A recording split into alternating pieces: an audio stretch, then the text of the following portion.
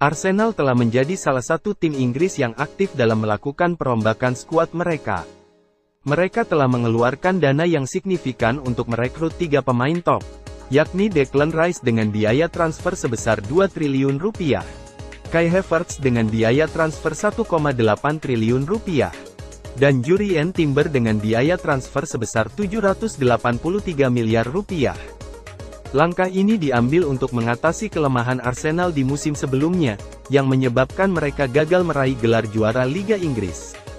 Aksi satset yang dilakukan Arsenal ini telah mengejutkan banyak pihak, mengingat bursa transfer baru dibuka pada tanggal 1 Juli lalu.